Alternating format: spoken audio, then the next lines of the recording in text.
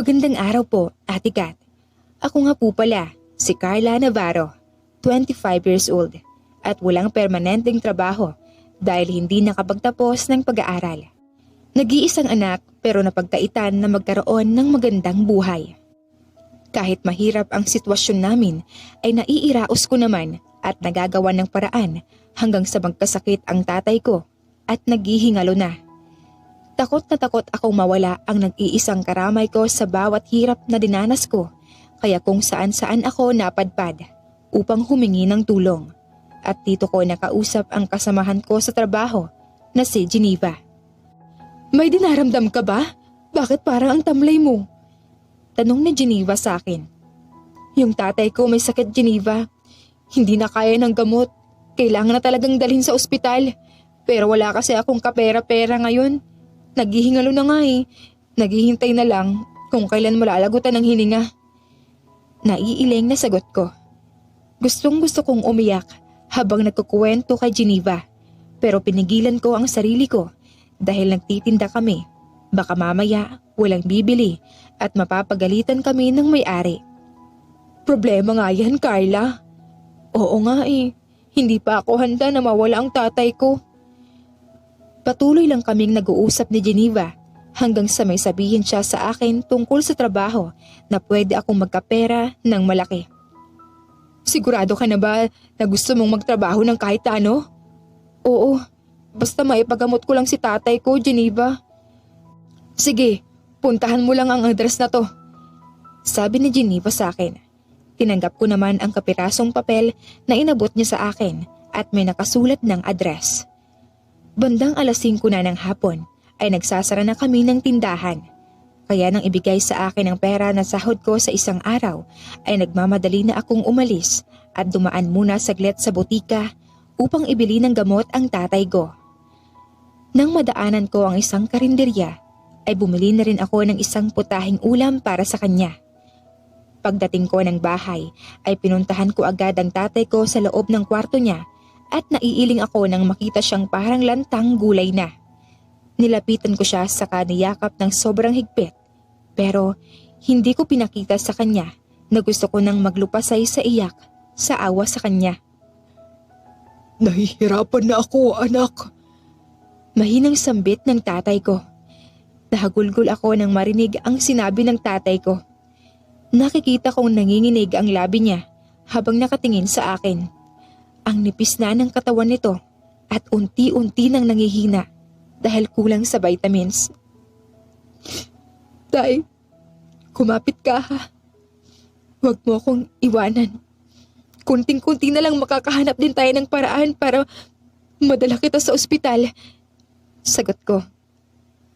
Carla anak, pagpapahingain mo na ang tatay. Ayoko nang maging pabigat sa'yo. Dahil alam kong nahihirapan ka na rin na buhayin ako. Sambit ng tatay ko. Tumaas ang 2 kamay ng tatay ko at nanginginig na hinawakan ang pisngi, saka nagpumilit na ngumiti. Humawak din ako sa kapinisilang malakas ang kamay ng tatay ko at ninitian siya ng sobrang tamis. Ayaw na ayaw kong ipakita sa kanya na nahihirapan na ako sa buhay ko para naman magkaroon siya ng rason para wag sumuko. Hindi ako nahihirapan na alagaan ka at buhayin, tatay. Masaya pa nga ako nang magtrabaho araw-araw na alam kong may naghihintay sa akin pag uwi ko. Nakangiting sagot ko. Ngumiti naman ang tatay ko at bumalik sa pagkakahiga. Makalipas ang ilang minuto ay nagsaing na ako agad-agad para mapakain ko na ang tatay ko at mapainom ng gamot. Gustong-gusto ko na talagang mapacheck up siya. Dahil napapansin kong hindi na siya gumagaling sa pinapainom kong gamot. Naisip ko na baka mamaya madala ko siya sa ospital at madirect admit na pero hindi pa rin magamot dahil alam kong wala akong ipong pera. Nang matapos ako sa pagluluto ay pinakain ko kaagad ang tatay ko para makainom na siya ng gamot. Aalis ako ngayong gabi para puntahan na itong address na binigay sa akin ni Geneva.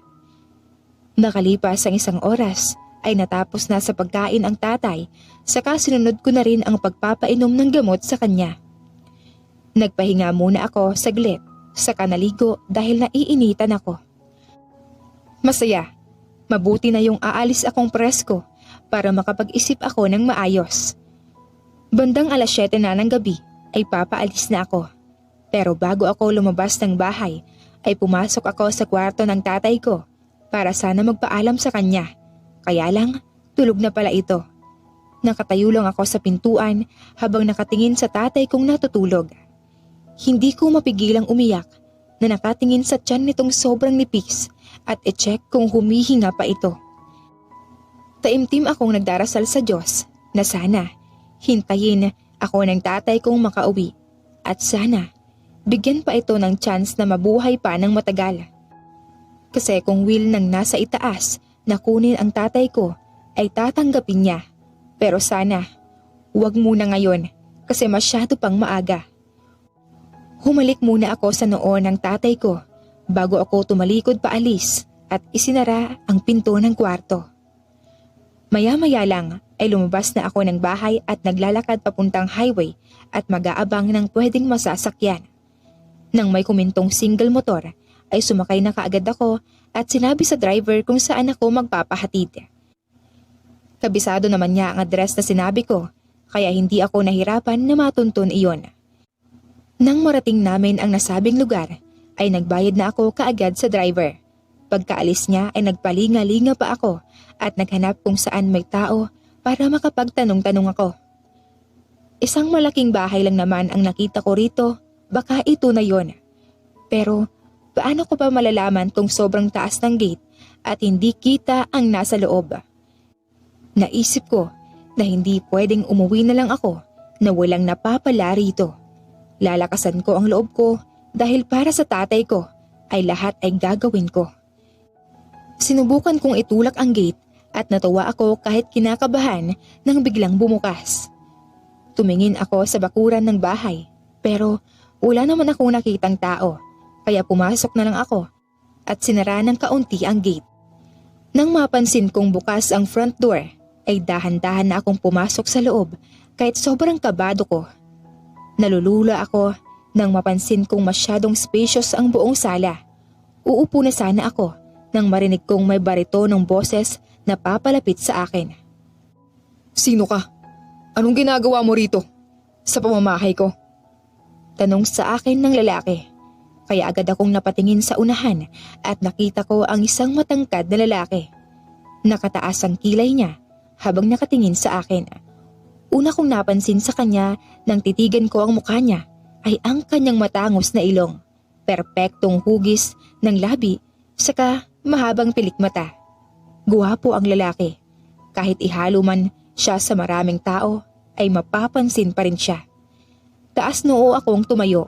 Pinipilit ko ang sarili kong huwag makaramdam ng kaba dahil may kakaiba sa lalaking kaharap na nagpapanginig ng tuhod ko. Nandito po ako para mag-apply ng trabaho. Kalmadong sagot ko. Alam mo ba kung anong trabaho ang a-applyan mo? Hindi po, pero kung ano man yan ay buong puso kong tatanggapin. Sigurado ka? Paano kung sabihin ko sa'yo na ang trabaho mo sa akin ay maging babae ko? Papayag ka pa rin ba? Tanong ng lalaki. Napapikit naman ako bigla at napapalunok ng dahan-dahang lumapit sa akin ang lalaki. Saka pinapadaos-dos ang kamay niya sa pisngi ko pababa sa aking leeg. Hindi ko ma-imagine ang sarili ko na maging babae ng lalaking hindi ko kilala at alam ko kung ano ang mga bagay na pumapaloob sa naging usapan namin. Pero para sa tatay ko ay gagawin ko ang lahat, mailigtas lang siya. At nagpakilala sa akin ang lalaki bilang si Jerry Vicente. Oo, pero sana may makukuha din ako pabalik sa pagpayag kong to. Siyempre naman, hindi ka papayag kung wala kang dahilan. Siguro, you're smart enough para malaman mo kung ano ang magiging role mo sa buhay ko. Oo naman, pero kabadong-kabado ako dahil sa mga titig ng lalaki sa akin. Sana makakaya kong gampanan ang papel ko sa buhay niya dahil ni minsan hindi ko pa naranasan ang magkaroon ng boyfriend. Bukas ng umaga ka na magsisimula. Napapansin ko kasing mugto ang mga mata mo. Kagagaling mo lang sa pag-iyak. Ayaw kong makaharap ang babaeng may problema. Sabi ng lalaki. Napapiksi pa ako nang biglang hawakan ng lalaki ang mukha ko saka dahan-dahan na pinisil. Sige, aalis na ako. Paalam ko. Tatalikod na sana ako nang hawakan niya ang braso ko kaya napaharap ulit ako sa kanya at napatitig ako sa binigay ng lalaki sa akin. Bank card ito, kaya lang nagdadalawang isip ako kung tatanggapin ko ba o hindi. Pero nangangailangan ako ngayon. Alam mo naman siguro kung paano gagamitin ito. Oo. Ang totoo ay hindi ko pa naranasan ang gumamit ng ganitong bagay. Pero alam kong may lamang pera itong card. Kaya tinanggap ko na saka naglakad palabas ng bahay. Mabuti na lang nakasakay ako agad at nagpahatid sa bahay namin. Pagpasok ko sa loob ay dumiretso ako sa kwarto ng tatay ko. Saka nakita ko siyang nahihirapang umupo. Dinaluhan ko siya saka tinulungan. Iyak ako ng iyak habang nakatingin sa tatay ko. Saka niyakap ko siya ng sobrang higpit. Nawala na lang bigla ang bigat na nakadagan sa dibdib ko dahil maipapagamot ko na ang tatay ko. Nang gabing yon ay sinugod ko na sa ospital ang tatay ko. Pinuntahan ko naman si Geneva sa bahay nito dahil babayaran ko siya para bantayan ang tatay ko sa ospital.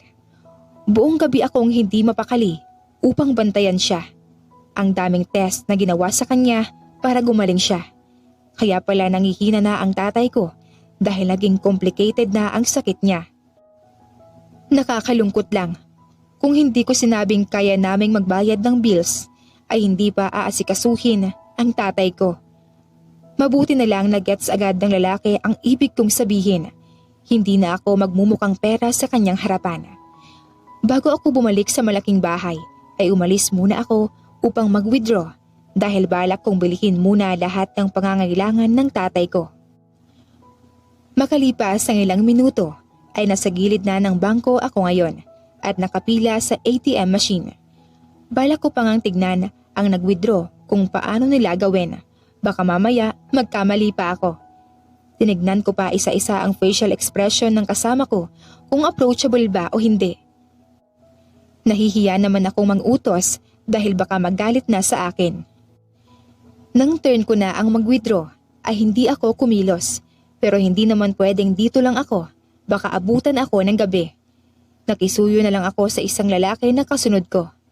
Natuwa naman ako dahil tumango siya kaya agad kong binigay sa kanya ang card.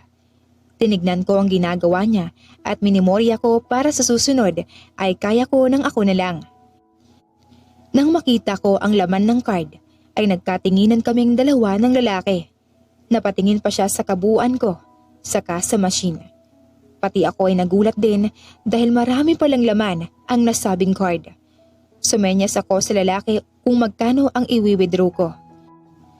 Makalipas ang isang oras, ay pabalik na ako sa ospital, bitbit ang mga pinamili ko para sa tatay ko at kay Geneva. Ako naman ay dumaan muna kanina sa mall upang bumili ng bagong damit dahil gusto kong humarap sa lalaki ng presentable naman. Nang makita ko ang pinamili ko ay bigla akong nakaramdam ng hiya dahil gumastos ako sa pera na hindi naman akin at alam ko kung ano ang magiging kapalit ng lahat ng ito. Pero lulunukin ko muna ang pride ko ngayon alang-alang sa tatay ko. Hindi ko naman pwedeng i-judge ang sarili ko dahil naging mabuti lang akong anak. Hapon na nang makapunta ako sa bahay ng lalaki. Gaya ng dati, nakabukas pa rin ang malaking gate kaya dumiretso na ako sa loob. Nagulat na lang ako nang pagpasok ko sa front door ay isang malamig na labi ang dumampi sa bibig ko. Kaya napaatras ako ng ilang pulgada. Sana sa susunod, handa ka na sa lahat ng bagay kapag pupunta ka rito, sabi ni Jerry. Napabuntong hininga na lamang ako dahil sa sinabi ni Jerry. Paano ba ako magiging handa sa ganitong pagkakataon kung halik pa lang ay takot na ako? Naisip ko na kailangan ko talagang panindigan ang pinasok kong sitwasyon dahil may nagastos na akong pera galing sa card ni Jerry. Maya-maya lang ay napapalunok pa ako ng maraming beses nang makita kong nakatapis lang pala ng tuwalya si Jerry. Kaunting galaw lang niya ay mahuhulog na ang tuwalya, at makikita ko na ang bagay na hindi ko dapat makita sana. Pasensya na, nagulat ako eh. Okay lang, pero dapat next time, matutuwa ako sa gagawin mo. Sabi ni Jerry sa akin. Makalipas ang ilang minuto ay inakbayan na ako ni Jerry papasok sa loob ng bahay. Dahan-dahan lang ako sa paglalakad at iniiwasan na madanggil ko ang tuwalya na nakayapos sa bewang niya.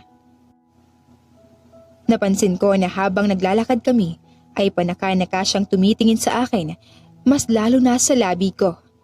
Ang puso ko naman ay kanina pa tinatambol sa sobrang kaba at hindi ko na maibabalik sa dati ang pintig nito.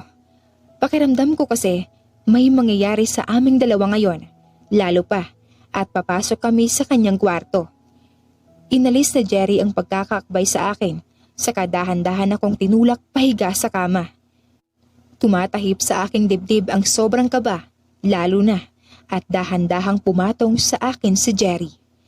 Nakapangihina ng tuhod ang titig niya sa akin na para bang tumatagos hanggang sa kaluluwa ko dahil ngayon ko lang maranasan ang mapadikit ng ganito kalapit sa isang lalaki. Hindi ko na nakayanan ang ganitong posisyon namin kaya sinubukan kong bumangon pero itinulak ako ni Jerry pabalik. Kailangan may sabihin ako bago ako malunod sa mapupungay na mga mata ng lalaki. Magbihis ka muna, baka malamigan ka. Palusot kong sabi. Hindi na, para wala akong huhubarin mamaya. Paanas na sagot ni Jerry sa akin. Ganun ba? Teka lang muna, may isa sa uli pala ako sa'yo. Mamaya na yan, may gagawin pa tayo. Nakangiting sagot ni Jerry na nagpatindig ng balahibo ko. Para akong napaso, lalo na at dumampi ang malambot na kamay ni Jerry sa pisngi ko at hinaplos nito ng dahan-dahan pababa sa aking leeg, dibdib at braso. Napapikit na lang ako nang siilin niya ako ng halik. Para akong naistatwa sa aking hinihigaan dahil hindi ko alam ang gagawin ko. Mas lalong naalarma ang aking sarili nang hindi ko na malayang nahubad na pala ang suot kong damit at naramdaman ko ang malamig na kamay ni Jerry na humahaplos sa buo kong katawan. Pagkatapos papaliguan ng halik ni Jerry ang tiyan ko ay namalayan ko na lang na wala na pala akong suot na damit at nahubad na ang lahat. Makalipas ang 1 oras ay hindi ako makapaniwala na may nangyari sa aming dalawa ni Jerry. Dilat na dilat ang mga mata ko sa katotohanang na wala ang puri ko dahil sa pera. Pero alam kong worth it ang lahat dahil naipagamot ko ang tatay ko at umaasa ako na sana magtuloy-tuloy ang kanyang paggaling. Naramdaman ko na lang ang mabigat na binti na dumantay sa bewang ko. Hindi ko akalaing dito lang pala hahantong ang buhay ko. Nandito na ito, wala nang sisihan dahil gipit lang ako. First time mo pala? Tanong ni Jerry sa akin. Dumikit pa siya sa akin ng kaunti para makita niya ang reaksyon ng mukha ko. Napabuntong hininga ako na tumango sabay sagot. Alam mo na ngayon, hindi ko na kailangang sagutin. Okay, pero curious ako sa mga dahilan kung bakit ka pumayag sa ganito. Kung ito ang unang beses na ginawa mo to, hindi mo na kailangan pang malaman. Ika nga, trabaho lang. Walang personalan. Okay, fine. May inis sa boses na sagot ni Jerry sa akin. Tumayo na si Jerry na walang pasabi at nakahubad na lumabas ng kwarto. Ako naman ay naiwan na mag-isa sa loob. Hindi ako iiyak. Wala din namang mangyayari kung iiyak dahil tapos na ang lahat. Hindi na maibabalik ang nawala sa akin. Nalagpasan ko ang 2 buwan na paulit-ulit lang ang ganoong senaryo sa pagitan naming dalawa ni Jerry. At natanggap ko na rin na naging parausan ako ng isang lalaki dahil sa pera. Nasanay na rin ako kaya hindi na bago sa akin ang lahat. Madali kong natanggap ito dahil ito ang papel ko sa buhay. Sa kabutihang palad, nakalabas na nga sa ospital ang tatay ko. Sa katuluyan na itong gumaling na lubos kong ipinagpasalamat ng sobra. Kakauwi ko lang galing sa bahay ni Jerry. Sobrang himbing ang pagkakatulog niya nang iwanan ko siya sa loob ng kwarto at dumiretso ako pauwi. Pagkatapos kong mangbihis ay lumabas ako ng kwarto. Dumiretso na sana ako papuntang kusina nang matigilan ako sa aking nakita. Ang tatay ko na sobrang busy na sa pagluluto kaya hindi niya ako napansin na nakasandig ako sa hamba ng pinto habang nakatingin sa kanya. Nakangiti ang tatay ko at hindi ko alam kung ano ang iniisip niya pero tuwang-tuwa ang puso ko dahil nakikita ko na siya na masigla at masayahin. Takot na takot ako noon nang maisip ko ang kalagayan niya noon. Akala ko hindi ko na siya makakasama ng matagal. Nandito ka na pala anak. Kumain ka na ba? Tanong ng tatay ko. Hindi pa po tay. Sagot ko naman. Napayuko na lang ako nang mapansin kong titig na titig sa mukha ko ang tatay ko sa akin. Ayokong makita niya ang pagod kong muka. At reaksyong iniiwasan kong malaman niya kung anong trabaho ang ginagawa ko. Pagod ka na sa pagtatrabaho. Magpahinga ka naman, Carla. Sabi ng tatay ko. Napakagat labi na lang ako dahil sa sinabi niya. Sa bagay, ngayong magaling na siya ay pwede na akong umalis doon kay Jerry. Pero ang tanong, papayag kaya ang lalaki?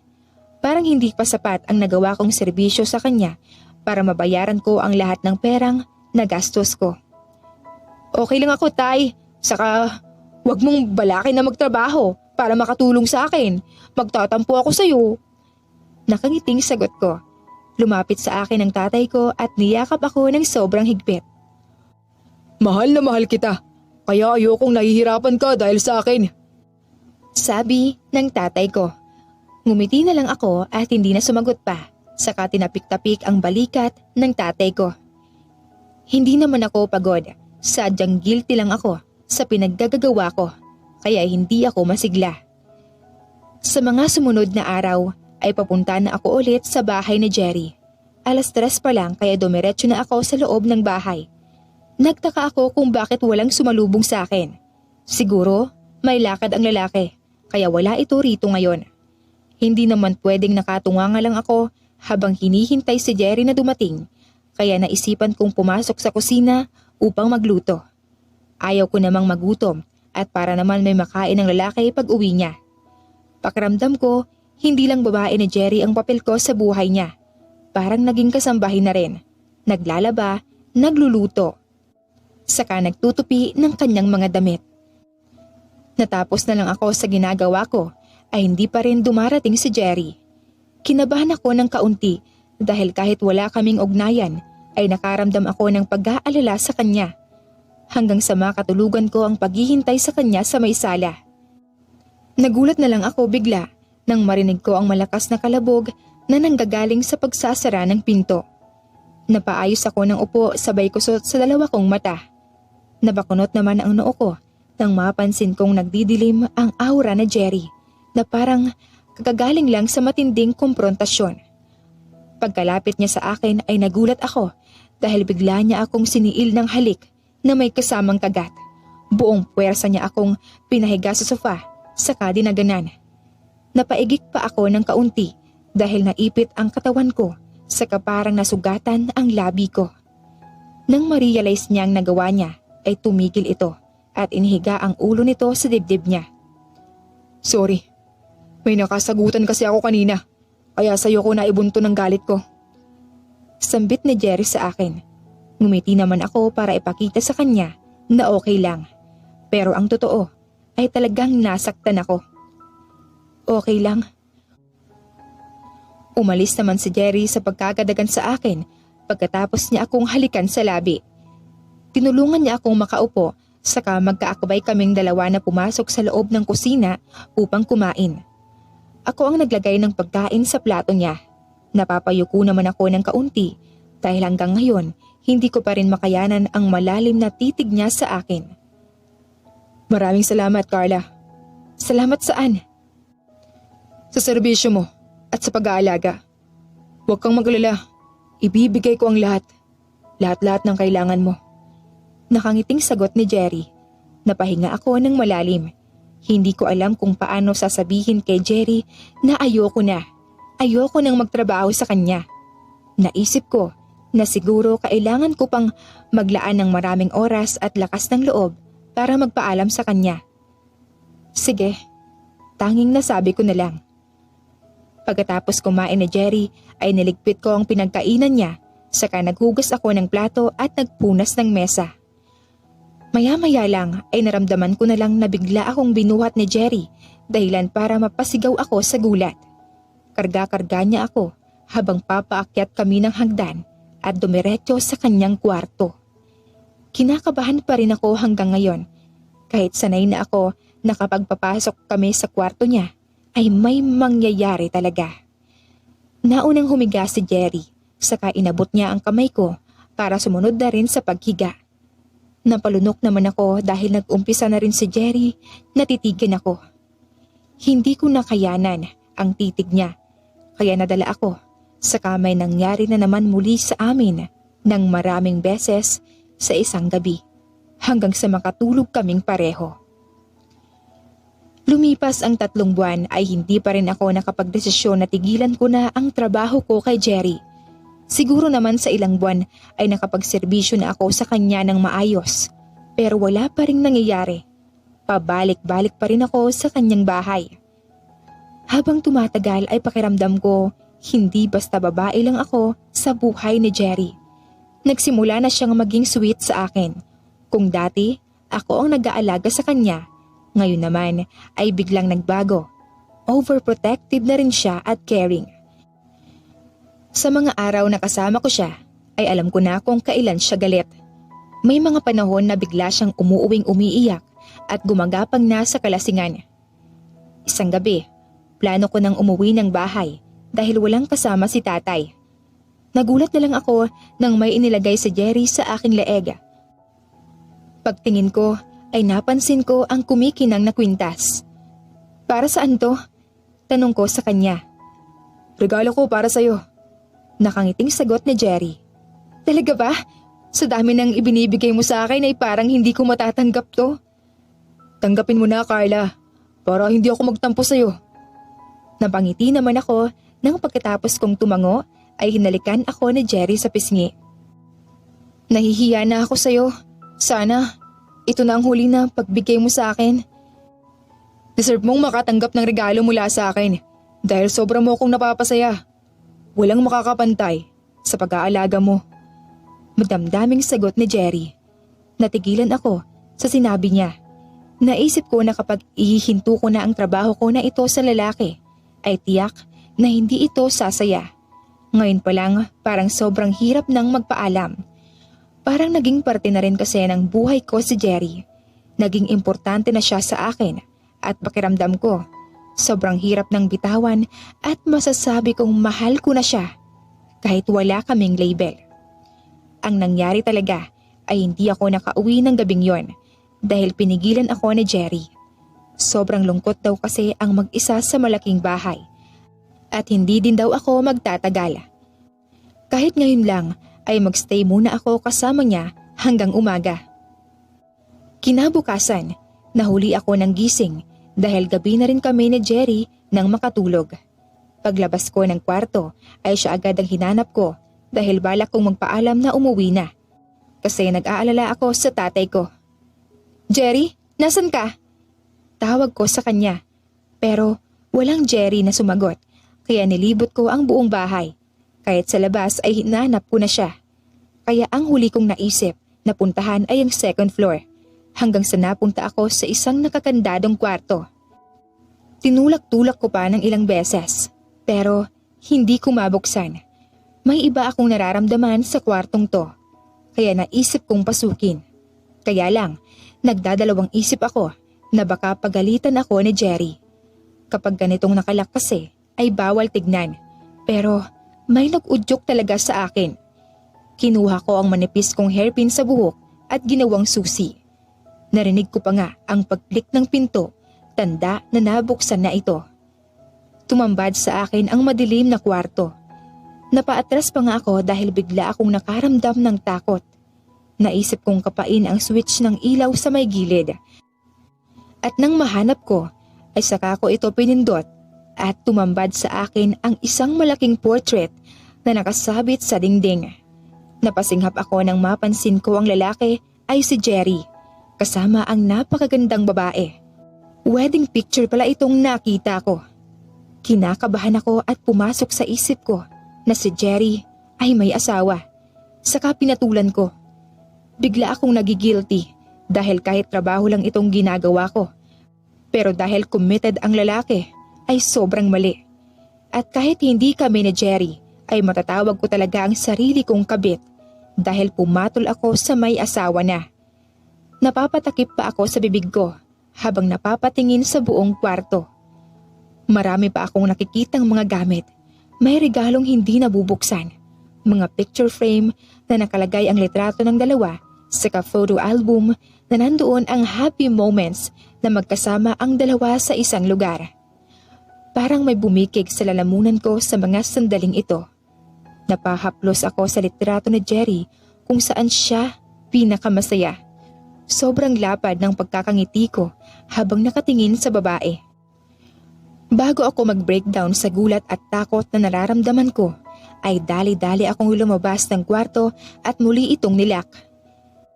Dahan-dahan pa ako sa paghakbang upang makiramdam sa paligid dahil baka mamaya ay makasalubong ko pa si Jerry sa hagdan. Bumalik ako sa kwarto ng lalaki upang kunin ang aking sling bag. Bago ako umalis ay iniwan ko ang card sa ibabaw ng drawer saka tumakbo palabas ng bahay. Napakagat-labi pa dahil kung kailangan saka naman walang dumaraan. Tumakbo ako hanggang dulo para mapalayo ako sa bahay ni Jerry. Wala akong pakialam kung hinihingal ako. Basta ang importante ay makaalis na ako sa lugar na yon. Kung nakakatakot ang pagpayag ko sa ganoong trabaho, ay mas nakakatakot ang maging isang kabit dahil maling-mali ang pumatol sa lalaking may asawa na. Lumipas ang 2 buwan. Kasabay ng pag-iiwan ko kay Jerry ay kasabay ng balitang buntis ako sa kanya. Para akong napagsakluban ng langit at lupa dahil sa aking nalaman. Pero wala akong lakas ng loob para alisin ito sa sinapupunan ko. Walang kasalanan ang anak at inosente siya dahil ang kasalanan ng magulang ay hindi kailanman naging kasalanan ng anak. Mas dumoble ang problemang kinakaharap ko dahil nadatnan ako ng tatay ko isang umaga na nagsusuka sa may lababo. Okay ka lang, Carla? Malumanay na tanong ng tatay ko. Nanginginig ang labi ko sa takot. Hindi ko alam ang gagawin, pero sa pagkakataong ito ay ayaw kong magsinungaling. Pagod na ako magtago ng sikreto at iwanan ang tatay ko dahil lang sa buntis ako. Dahan-dahan akong lumuhod paharap sa tatay ko habang umiiyak sabay sabing, Sorry, tatay. Nilapitan ako ng tatay ko at tinulungan akong makatayo saka pinunasan ang pisngi ko gamit ang palad niya. Huwag ka nang umiyak. Kahit ano pang pinagdaanan mo sa buhay, hindi kita pwedeng i-judge dahil anak kita at mahal kita. Sabi ng tatay ko at niyakap ako ng mahigpit. Sa sinabi ng tatay kong iyon ay sobra akong napahagulgol. Nawala ang takot ko at pangamba dahil nagkaroon ako ng kakampi sa katauhan niya. Sa nangyari ay hindi ako pinilit ng tatay ko na magsalita. Hinintay niya na ako mismo ang magsabi sa kanya hanggang sa lumaki ng lumaki ang tiyan ko dahil nire-respeto ng tatay ko ang aking pananahimik. Binuo kong muli ang sarili ko. Habang nagbubuntis ay naghanap ako ng maayos na trabaho. Pinalad naman akong nakapag-ipon at nagpagawa ng malaking tindahan sa bahay namin. Hindi maiiwasan ang mga masasakit na salita galing sa kapitbahay na walang magawa sa buhay. Pero pinapalipas ko na lang para wala ng gulo. 6 na taon na ang nakalipas ay kontento na ako sa buhay ko kasama ang tatay ko at ang anak kong si Jerry. Hindi ko may tatanggi na parang bumalik sa alaala ko si Jerry. Hindi ko na siya makakalimutan magmula nang maipanganak ko si Jerry dahil magkamukha talaga silang mag-ama. Isang umaga, nagulat na lang ako dahil umuwi si Jerry na wala sa mood at may pasa ang gilid ng kanyang kilay. Anong nangyari sa'yo, anak? Nakipagsuntukan ako doon, nanay. Sagot ni Jerry. Ano? Bakit ka nakipagsuntukan? Masama yun. Nakakunot ang noong tanong ko. Paano ba naman kasi? Sinabihan ba naman akong putok ako sa buho dahil wala akong tatay? Nakakainis sila. Kala mo naman kung sino. Nagkandahaba ang ngusong sagot ni Jerry. Nilapitan ko siya at hinawakan ang dalawa niyang braso sa kaniyakap. Hindi totoo ang sinasabi nila sa'yo. Huwag mo nalang patulan. Mabubuhay ka ba kung wala kang tatay? Kung meron man siya, nasaan siya? Bakit hinahayaan lang niya akong inaaway ng mga batang yon? May lungkot sa boses na tanong ni Jerry. Bata ka pa. Maiintindihan mo rin pagdating ng araw. At saka, malay mo, baka dadating lang siya rito sa bahay. Magugulat ka na lang. Nakangiting sagot ko. Sana nga, nanay. Sana nga. Sabi ni Jerry. Napabundong hininga na lang ako habang nakasunod ng tingin kay Jerry habang papasok ito sa kwarto. Sa mga sumunod na araw nang maubos ang paninda naming grocery ay naisipan kong pumunta sa syudad upang bumili. Natutuwa naman ako dahil araw-araw may benta ako sa aming tindahan kaya may pagkukuhanan na kami ng panggastos. Araw ng Sabado ngayon kaya si Jerry na lang muna ang iniwan ko na magbantay sa tindahan. Ang tatay ko kasi ay nasa kabilang bayan. Dinala ng kumpare niya upang mag-harvest ng mangga. Sayang naman daw ang bayad kung hindi siya sasama. Matalino ang anak ko, kaya kampante akong iwanan siya sa tindahan dahil marunong naman itong magsukli at magbilang sa murang edad. Makalipas ang 1 oras ay nasa grocery store na ako sa loob ng mall. Napili ko na ang lahat ng kailangan ko at nailagay ko na sa isang malaking tray. Hinihintay ko na lang na humupa ang pila para makabayad na ako. Maya-maya lang ay para akong itinulo sa kinatatayuan nang magpang-abot ang mga mata naming dalawa ni Jerry. Blanko ang ekspresyon niya habang nakatingin sa akin pero ako ay natataranta na. Nang akma siyang lalapit sa akin ay agad kong binitawan ang tray kong dala saka iniwan sa salesboy na babalikan ko lang mamaya. Lakad takbo ang ginawa ko para hindi ako maabutan ni Jerry palabas ng mall. Pero mas malakas ang takbo ng lalaki kumpara sa akin. Muntik pa akong maabutan. Buti na lang, kaagad akong nakasakay sa taxi na nasa harapan ko. Wait, Carla! Tawag ni Jerry pero hindi ko na ito pinansin.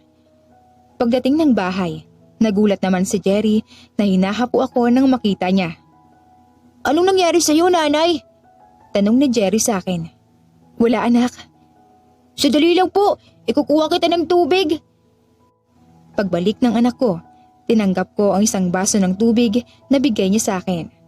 Nagpasalamat naman ako saka nagpahinga sa may sala. Buti na lang, hindi nagtanong sa akin si Jerry kung nasaan ang mga pinamili ko. Bandang 4:00 ay muli akong bumalik sa mall upang bayaran ang naiwan kong pinamili roon. Buti na lang, hindi pa binalik sa lalagyan. Hiyang-hiya nga ako dahil baka kitang-kita ang mukha ko sa CCTV camera na tumatakbo palabas habang hinahabol ng isang lalaki. Baka mamaya, pangit ang isipin ng mga tao sa akin pero wala akong pakialam. Pagkatapos kong magbayad, ay bitbit ko na ang mga pinamili ko. Bago ako umalis, ay pinag-iwan ako ng address at numero ng cashier para sa kanilang raffle promo at ipinasulat nga sa akin ang pangalan ko. Hindi naman ako umaasa sa mga ganitong bagay pero ayaw ko namang mapahiya ang babae kaya pumayag ako. Kinabukasan, nahuli akong magising dahil sobrang napasarap ang tulog ko. Paglabas ko ng kwarto ay dumiretso ako sa balkonahe upang tumambay. Pero hindi natuloy dahil namumutla ako sa aking nakikita. Magkahawak kamay ang mag-ama na si Jerry at Jerry habang papalapit sa bahay. Hindi ko alam kung ano ang gagawin ko.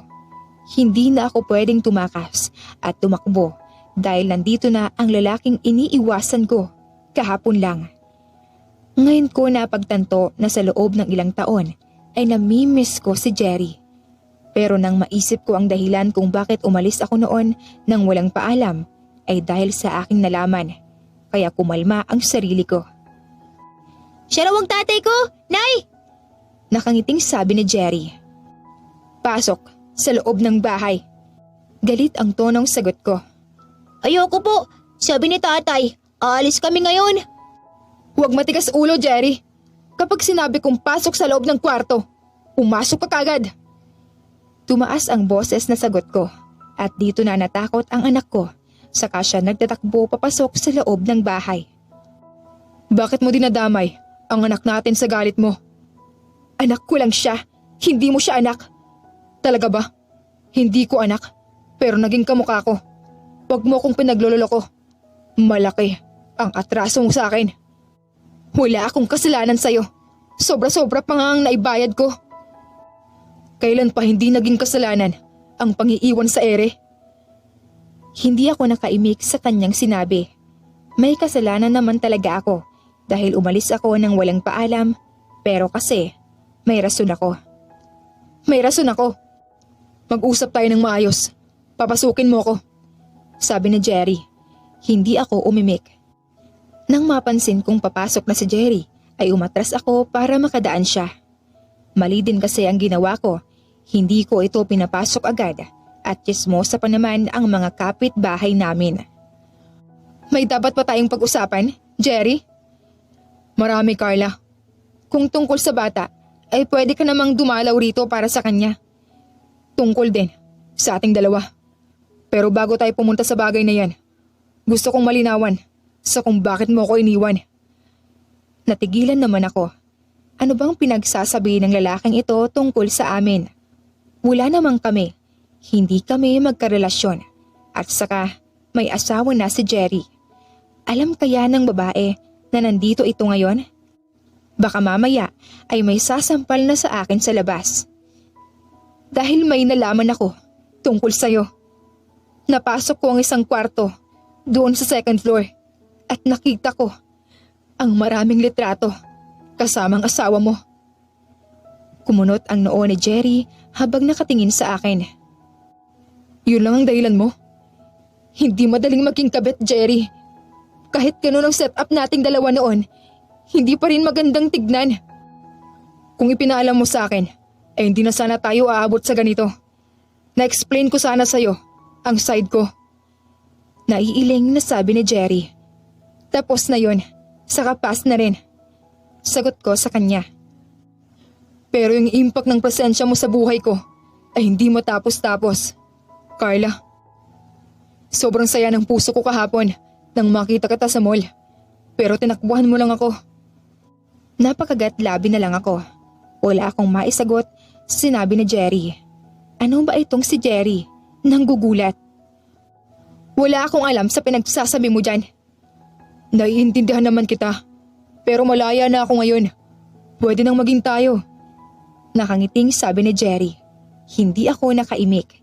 Nagulat ako sa kanyang sinabi. Siguro, nabigla na lang ito sa balitang may anak kaming dalawa. Kaya kung ano-ano na lang ang sinasabi. Bakit? Bakit mo sinabing malaya ka na? Nung nagkakilala tayong dalawa, ay on the way na ang annulment naming dalawa ng wife ko ng mga panahong yun. Dahil may iba na siyang mahal. May iba siyang mahal? Tapos nagpakasal kayo? Paano yun? Mahal na mahal ko si Shaira. Siya lang ang nag-iisang babaeng pinag-aalayan ko niyang oras at panahon. Noong pumayag siyang magpakasal kami, ay ako na ang pinakamasayang lalaki sa buong mundo. Kaya lang, sa 4 na buwan namin bilang mag-asawa, ay nalaman kong hindi pala niya ako mahal dahil ang laman ng puso't isip niya ay ang kapatid kong si Toby. Nakangiting sagot ni Jerry. Hindi ako nakaimik. Hindi ko ma-imagine ang nararamdaman ni Jerry noong mga panahong yon. Ang sakit naman, kapatid mo pa ang karibal mo. Sobrang sakit. Pero dahil mahal ko siya at mahal ko ang kapatid ko, ay ako nang nagkusa na palayain siya. At alam ko namang kay Toby siya sasaya. Worth it naman siguro ang pagpapalaya mo sa kanya? Oo naman. May 5 anak na sila ngayon. Nakangiting sagot ni Jerry. Ang galing. Nagmamahalan nga talaga sila. Napakarami ng anak eh. Oo, at saka hindi na din naman ako lugi dahil may Jerry din naman ako. Natatawang sagot ni Jerry. Kaya nga, Sabi ko sa kanya. Napansin ko na lang na dahan-dahang lumapit sa akin si Jerry, sabay hawak sa dalawa kong kamay. hayaan mo akong mahalin kita, Carla. Please lang, bigyan mo ako ng chance. Hindi mo lang alam kung gaano ako kalungkot noong mga panahong hindi na tayo magkasama. Kahit gano'n ang setup natin, dati, ay ang lakas pa rin ng tibok ng puso ko para sa'yo. Saka ko lang na-realize ang lahat nung nawala ka na sa buhay ko. Nagniningning ang matang sambit ni Jerry. Paano si tatay? Huwag mo nang alalahanin si tatay. Dinaanan namin siya kanina ni Jerry. Ang galing nga eh. Kilala niya akong tatay ng apo niya. Bakit niya alam? Wala naman akong sinabi sa kanya. Ewan ko. Dahil siguro magkamukha kaming dalawa ng bata. Nakangiting sagot ni Jerry. Magkahawig nga talaga kayo. Ni isa ay walang nagmana sa akin. Naiilang na sabi ko. Mas mahal mo raw ako, kaya ganun. Talaga ba? Meron ba tayong ganun dati? Iba kasi ang pagkakakilala natin noon kumpara sa ibang tao. Pagkatapos naming mag-usap ni Jerry at pumayag na hahayaan ko siya sa gusto niyang mangyari, ay tuwang-tuwa siya at niyakap ako ng mahigpit. Nakisabay na rin si Jerry sa yakapan namin at natouch ako dahil sa sayang nakikita ko sa anak ko ngayon. Nasabi talaga niya sa akin na ngayong nandito na ang tatay niya ay hindi na raw siya magkakaroon ng kaaway na kahit kailan. Mas pabor pa nga sa kanyang pagkakataon dahil bukod sa gwapo ang tatay niya ay mayaman pa daw ito dahil may magarang sasakyan.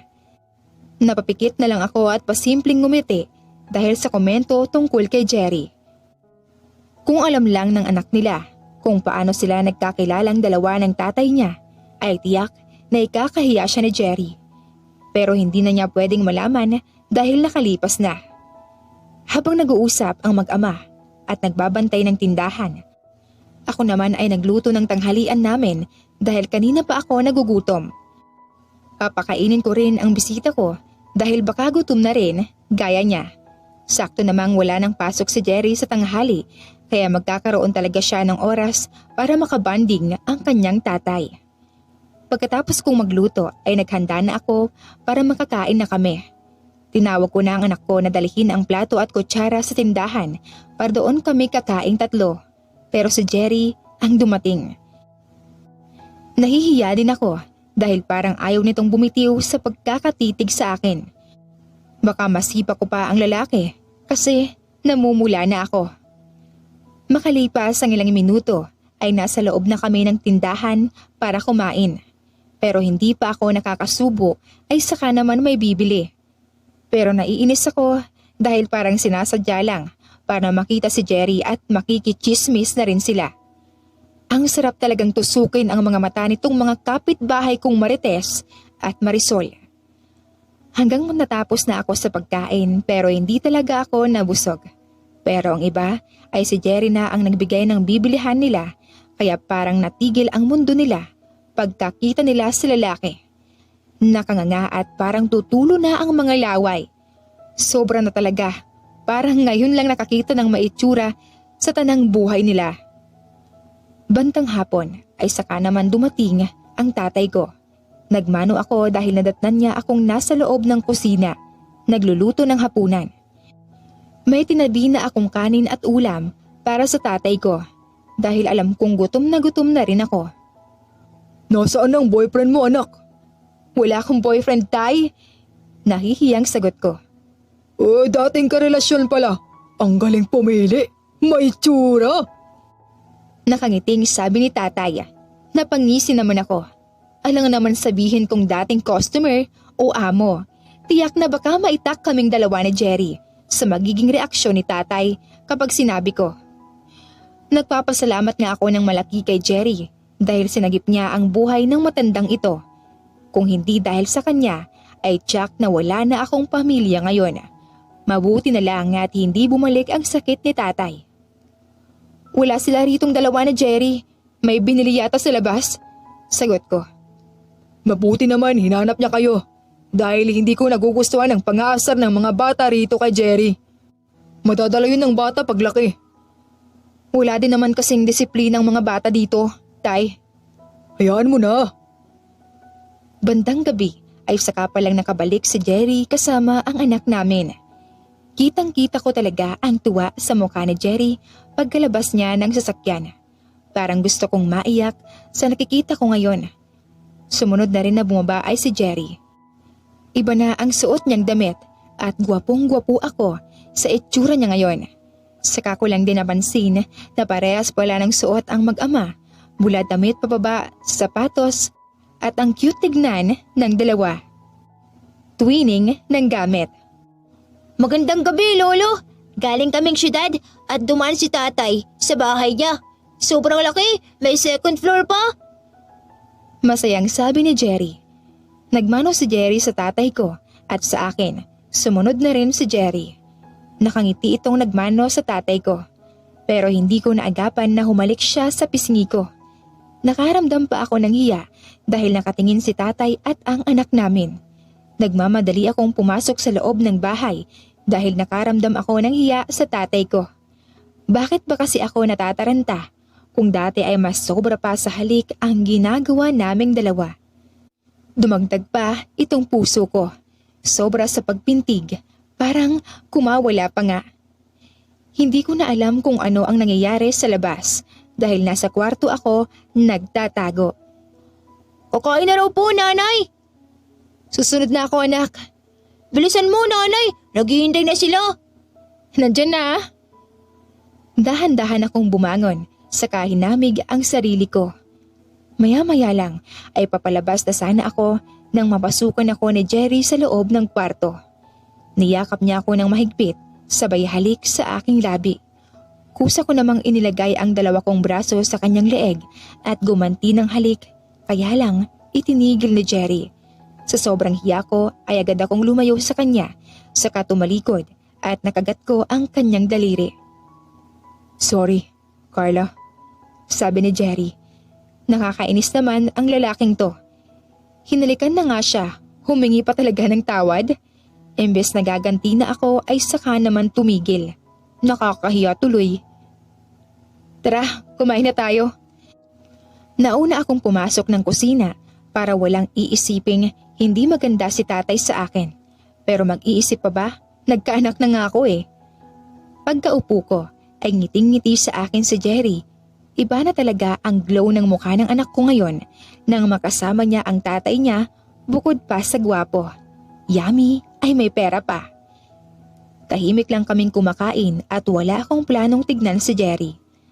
Naiinis ako sa pagmumukha niya. Nangahalik pero hindi naman tinapos o baka malandi lang talaga ako. Pagkatapos naming kumain ay naiwan akong mag-isa sa kusina para maglinis at maghugas ng plato. Minamadali ko dahil baka bumalik si Jerry at bigla-bigla na lang nanghahalik. Sa sumunod na araw ay nagising ako dahil parang may naaamoy akong mabangong bulaklak malapit sa ilong ko.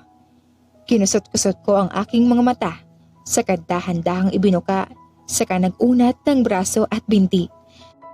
Napabangon na lang ako bigla nang mapansin ko si Jerry na nakangiti sa paanan ko. May dala itong bouquet ng red rose. Ito pala ang naaamoy ko kanina. Magandang umaga, Carla. Bulaklak para sa'yo. Nakangiting sabi ni Jerry. Inayos ko muna ang sarili ko, sabay tali sa buhok kong buhaghag bago tinanggap ang bulaklak na bigay ni Jerry. Ramdam kong sobrang saya ko ngayong umaga dahil nakatanggap ako ng ganito for the first time. Thank you. Ang aga mo namang nandito. Oo naman. Kung papayag ka, eh dito na ako titira para ako agad ang makikita mo sa umaga. Napanguso naman ako sa sinabi ni Jerry. Ayaw kong mag-comment sa sinabi ng lalaking ito dahil alam kong mag-aal sa balutan na ito pagkatapos at dito na titira sa bahay namin.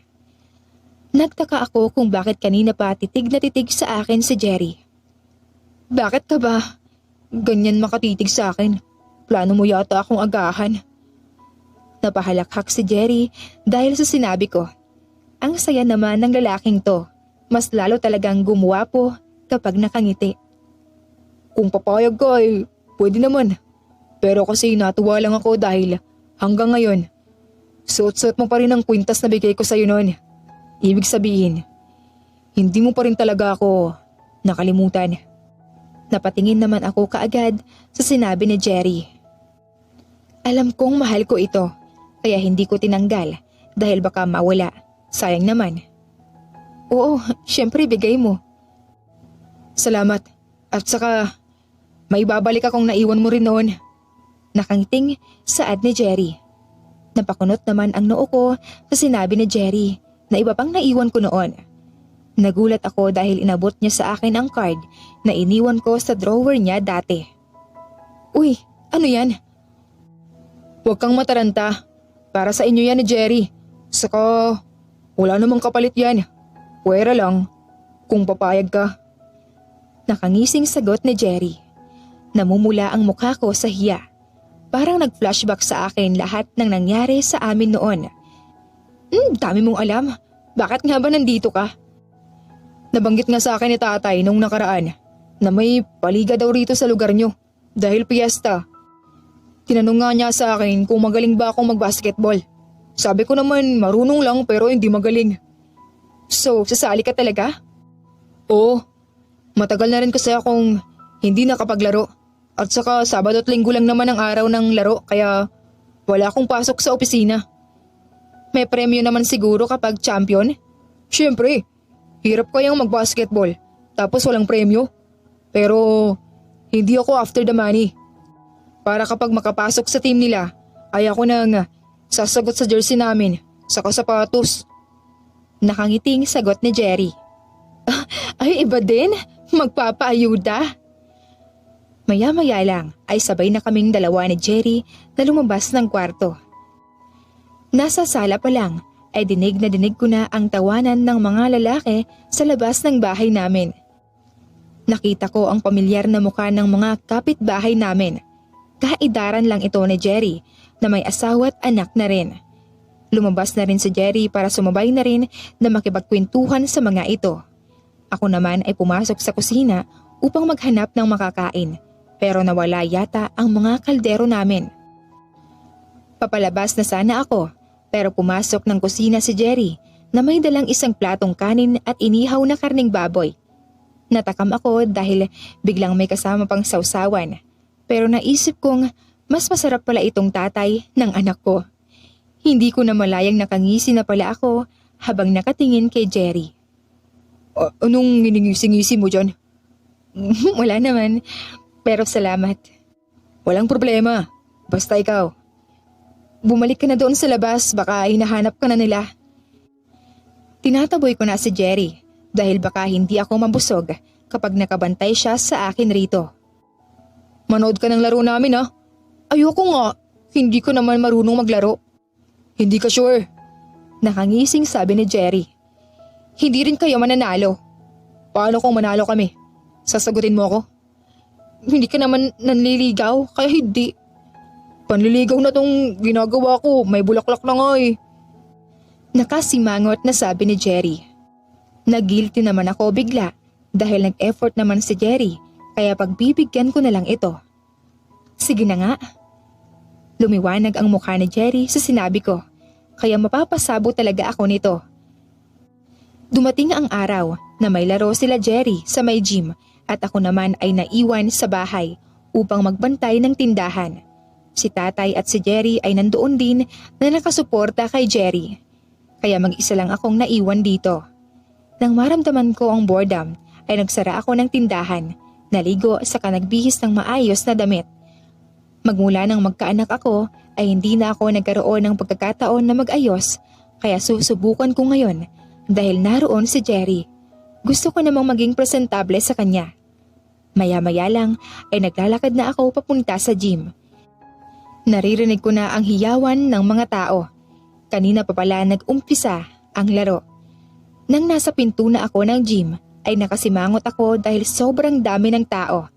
Halos hindi ako makapasok kaya sumuksok ako para lang makita ang naglalaro. Nagpang-abot ang mga kilay ko dahil nakita kong mas marami pa ang babae na pumunta kaysa sa lalaki.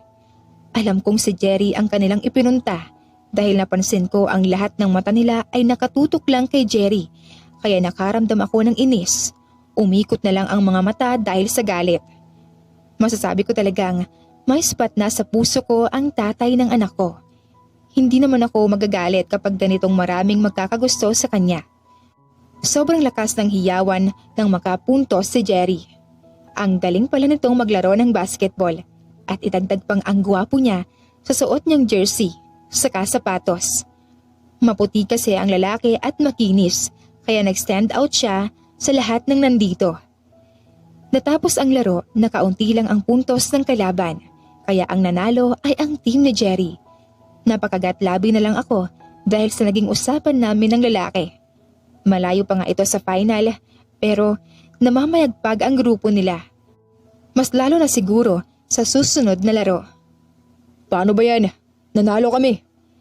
Nakangising tanong ni Jerry.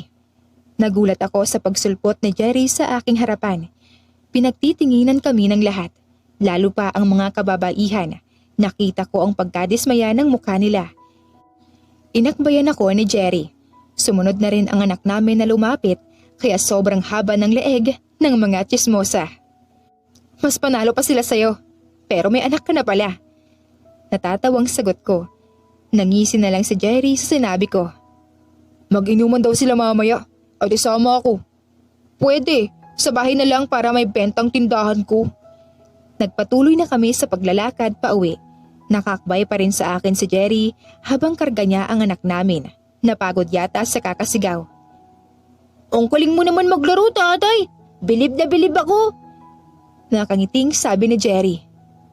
Bibigyan pa rin naman kita ng pera kahit hindi mo ako purihin. Nagkatawanan kaming tatlo. Bandang gabi ay nagsimula ng mag-inuman ang ka-team ni Jerry pero siya ay tulog na tulog pa.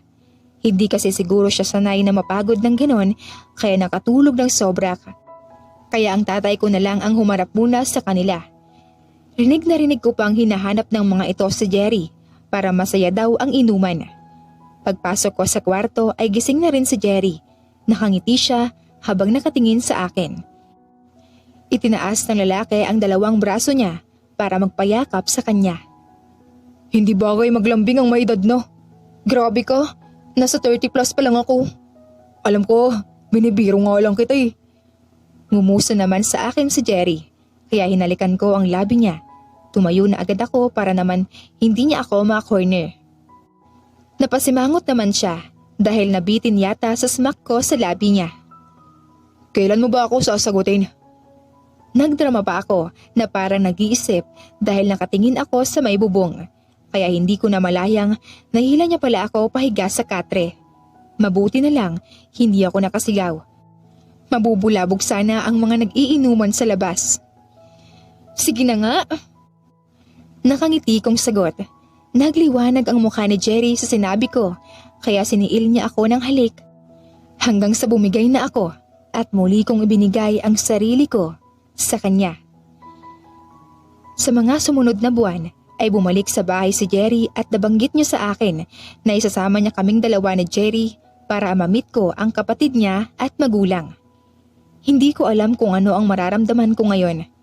Kinakabahan ako at biglang natakot dahil baka hindi kami magustuhan ni Jerry ng kanyang pamilya. Ayaw kong hindian si Jerry dahil baka magtampo ito. Sa susunod na linggo pa naman kaya makakapaghanda pa ako. Plano kong magpasalon at magpalinis ng kuko para hindi naman ako magmukhang basahan sa harap ng pamilya ni Jerry. Sa sumunod na araw ay lulan kami ng kotse patungo sa bahay ng magulang ni Jerry. Sobrang excited ng anak ko pero hindi ang sarili ko. Nagulat naman ako nang biglang hawakan at pisilin ni Jerry ang kamay ko para pakalmahin. Huwag kang kabahan, hindi naman sila nangangagat. Nakangiting sabi ni Jerry. Hindi ko maiwasang hindi kabahan. Mababait naman sila. Ngumiti ako at pilit na kinalma ang sarili ko para maayos ang lakad namin ngayon. Paghinto ng sasakyan sa malaking bahay, makalipas ang 1 oras, ay muling bumalik ang aking kaba. Niyakap ako ni Jerry sa kahinalikan sa noo para pakalmahin pero hindi talaga mawala. Dinaig pa ako ng anak ko dahil masyado itong energetic. Nagpatiuna na sa pagpasok sa loob ng gate. Hindi ko namalayan na nasa loob na pala kami at unang nakita ko ay si Shaira. Parang nag-flashback sa akin noong mga panahong nakita ko ang mukha nito sa wedding picture. Mas maganda pala ito sa personal at sa glass skin. Parang umatras ang kumpiyansa ko sa sarili nang makita ko ang babae. Guys, si Carla nga pala at ang anak naming si Jerry. Pakilala ni Jerry. Ngumiti naman silang lahat sa amin kaya naibsan ang kaba ko. Gumanti naman ako ng ngiti at dahan-dahang lumapit sa mommy at daddy ni Jerry. Saka nagmano. Masaya po akong makilala kayo, ma'am, sir. Kami din. Welcome sa pamilya namin. Salamat dahil minahal mo ng totoo ang anak ko at binigyan ng anak. Dinamayan mo siya noong mga panahong down na down siya. Mahal na mahal ka namin, Carla. Emosyonal na sagot ni Carmina. Just call us mommy and daddy. Nakangiting hirit ni Samuel.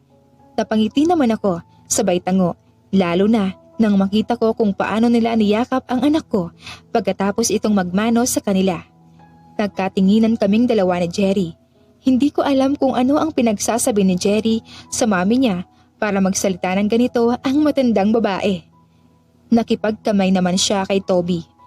Umiti naman ang lalaki. Masasabi kong sobrang bagay ng dalawa.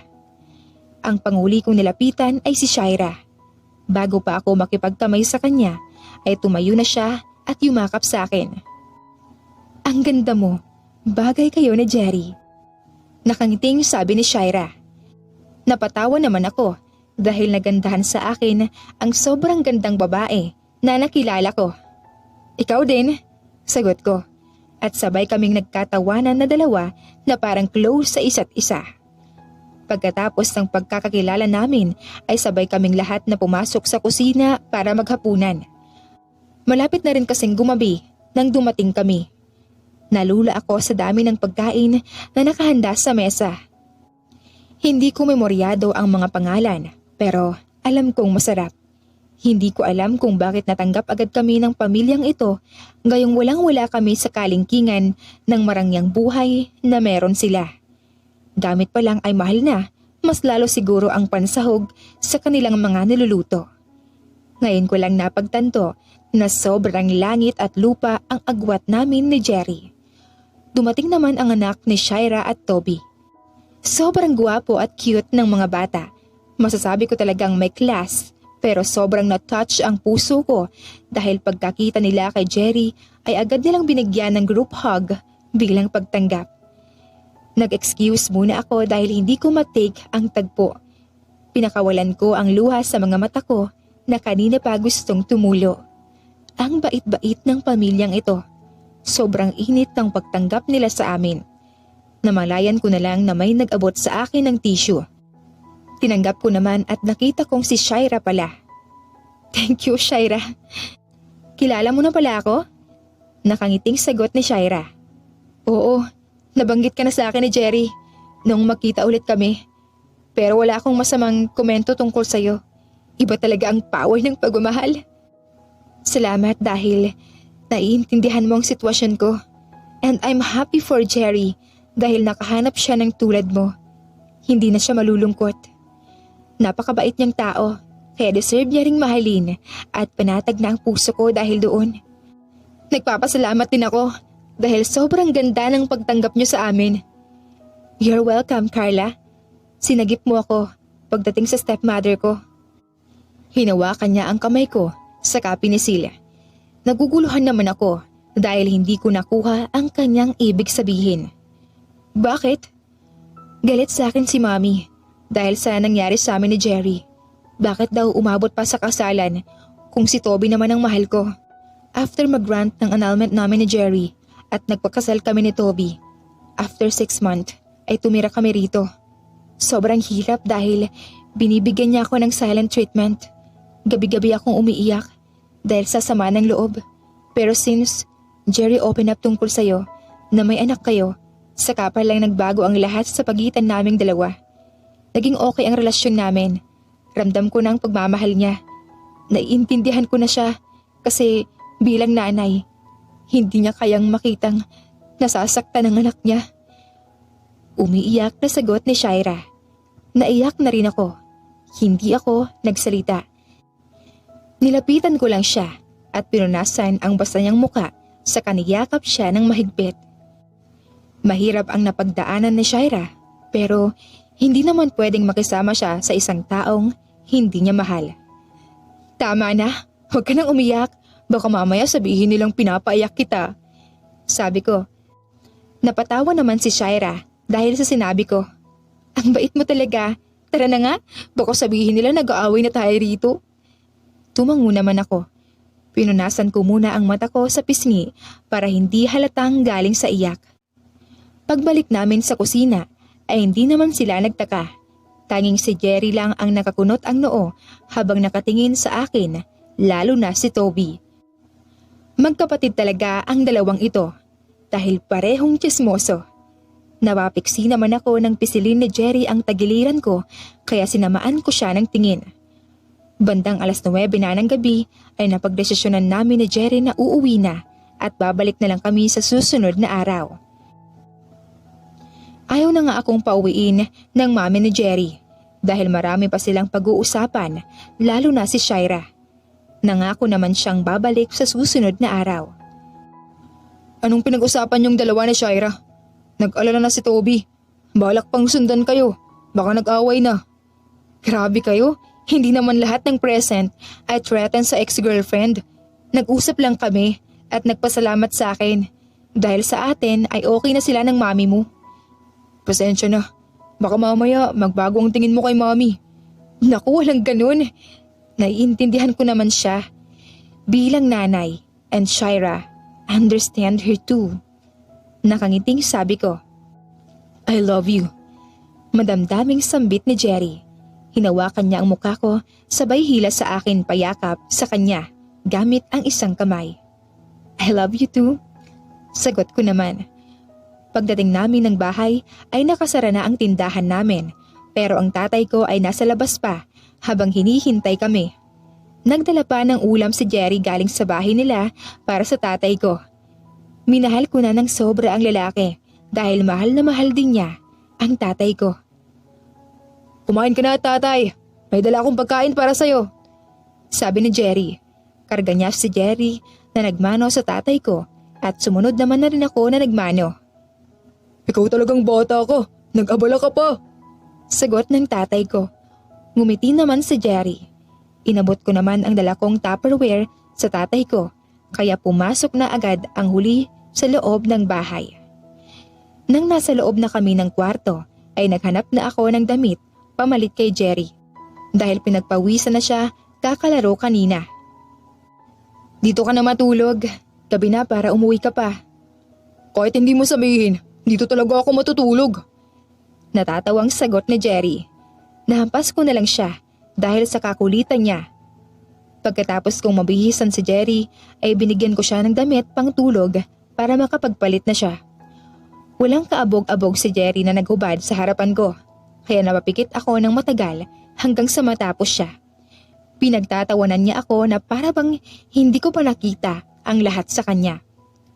Napailing na lang ako dahil masaya si Jerry na napagtripan ako. Sa mga sumunod na araw ay palagi silang gumagala ng lalaki kahit saan sila pumupunta. Humihiling kasi si Jerry na kapag weekend at wala siyang trabaho ay mag-date daw silang dalawa. Nasa loob ng sasakyan kaming dalawa ni Jerry ngayon at nasa tabi ng daan kami nakatambay. Nagulat na lang ako dahil biglang kinuha ni Jerry ang kamay ko saka sinuutan ng singsing. Marry me, Carla. I will make you happy every day. Nakangiting sabi ni Jerry. Makakahindi pa ba ako sa lagay na to? Para akong naka-corner? Pabirong sagot ko. Pero ang puso ko ay tumatalon sa tuwa. Dahil hindi ako makapaniwala na gusto akong makasama ni Jerry habang buhay bilang may bahay niya. Ayoko magdalawang isip ko dahil masasaktan ako. Hindi kita aayawan. Mahal kita at hindi ko kayang saktan ko. Maraming salamat, Carla. You're welcome, my dear.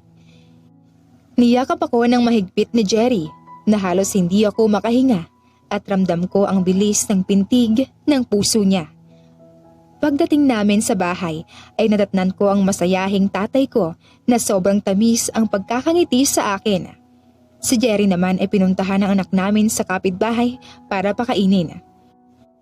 Pagkaalis niya ay hinarap ang tatay ko at tinanong siya kung bakit. Ang saya mo naman, Tay. May maganda bang nangyari? Masaya ako para sa'yo. Nakuha ko naman ang ibig sabihin niya kaya niyakap ko siya ng mahigpit. Hindi ako nakapagpaalam, Tatay. Nabigla ako sa pangyayari. Okay lang. Ipinagpaalam ka naman ni Jerry sa akin. Hindi pa ba ako? Kung nakikita ko namang mahal ka niya ng sobra. Salamat, Tatay. Kahit mag-asawa man ako, hindi kita iiwan. Maraming salamat, anak. Mahal na mahal kita. Mahal na mahal din kita, Tay. Sabi ko, nagyakapan kaming dalawa. Kahit anong mangyari ay hindi ko iiwanan ang nag-iisang pamilya ko. Ang unang dahilan kung bakit nakayanan kong lumaban sa buhay. Makalipas ang 7 buwan ay kinasal na kaming dalawa ni Jerry. Ang granding kasal ang naranasan ko na sobra-sobra pa na parang hindi ko deserve dahil simpleng tao lang ako. Natatay ko lamang ang tanging yaman ko na may pagmamalaki ko noon. Pero sa kanya nag-umpisa kung bakit kami nagkakilala na Jerry. Siya ang dahilan kung saan nagsimula ang swerte ko sa buhay. Ramdam na ramdam ko ang buong pagmamahal sa piling ng parents-in-law ko kay Shaira, kay Toby, pati na rin sa mga anak nila. Kaya bonggang pagmamahal din ang binalik ko sa kanila. Hindi ibinenta ni Jerry ang bahay niya, kundi pinarenovate ito para maging bago. Para sa asawa ko ay mahirap bitawan ang isang bagay, lalo pa, at marami daw silang memories doon. Nasa harap silang dalawa ng gate ngayon, magkaakbay habang nakatingin sa malaking bahay. Dito natin bubuuin ang malaking pamilya na gusto natin. Siyempre naman, nakangiting sagot ko. I love you. I love you too. At nagyakapan kaming dalawa. Makalipas ang 2 taon ay nagkaroon na ng kapatid na babae, si Jerry. Tuwang-tuwa siya dahil naging kuya na siya at nagkaroon na ng kalaro sa aming bakuran. Sa awa ng Diyos ay malakas pa rin ang tatay ko. Siguro, ang nagbibigay sa kanya ng maayos na buhay ay ang nakikita niyang mga apo niya na lumalaki na masaya. Lalo na ako na hindi na nahihirapan sa buhay. Kung maiisip ko ang hirap ng buhay namin noon, ay wala akong pait na nararamdaman dahil nalampasan na namin iyon at naging ganito na kami ngayon. Umaasa ako at ipinagdarasal ko na sana hahaba pa ang panahon na makakasama ko ang tatay ko sa pagtanda ko. Kasi kahit may pamilya na ako ngayon, ay kailangan ko pa rin siya sa buhay ko. Wakas.